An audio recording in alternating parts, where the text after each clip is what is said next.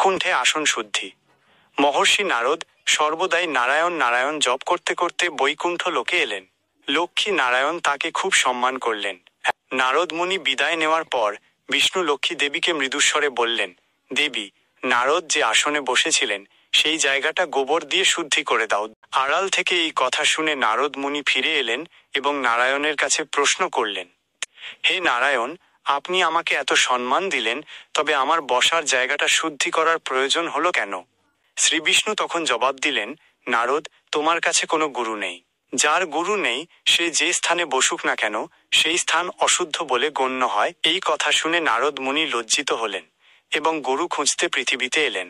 প্রথম তিনি যাকে দেখলেন সেই ছিল এক সাধারণ মাছওয়ালা।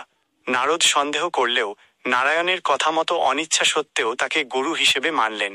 বৈকুণ্ঠে ফিরে এসে নারদ অহংকারের সঙ্গে বললেন, প্রভু, আমি গুরু পেয়েছি, কিন্তু সে তো সামান্য মাছওয়ালা, সে তো কিছুই জানে না, তাকে আমি কি হিসাবে গুরু মানব?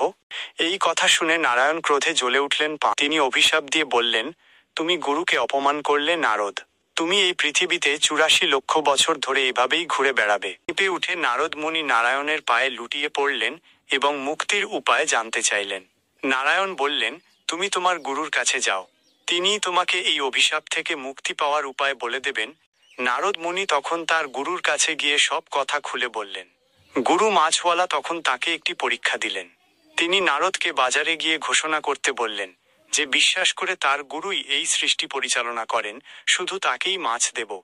বাজারে সবাই হাসাহাসি করল, কিন্তু একজন বৃদ্ধা, যার চোখে ছিল অবিচল বিশ্বাস, তিনি এগিয়ে এলেন এবং বললেন, আমার গুরুদেবী আমার সব, তার ইচ্ছাতেই এই জগৎ চলছে। বৃদ্ধার এই বিশ্বাস দেখে নারদের অভিশাপ সঙ্গে সঙ্গে কেটে গেল। নারদ মুনি উপলব্ধি করলেন, গুরু যেই হোক না কেন, গুরুস্থানে সর্বদা সম্মান দিতে হয়। গুরু ভক্তি মুক্তির একমাত্র পথ। যদি আমাদের এই আজকের রহস্যময় আলোচনা আপনার ভালো লেগে থাকে, তবে অবশ্যই একটি লাইক করে দিন। আপনার মূল্যবান কমেন্ট করে জানান কেমন লাগলো।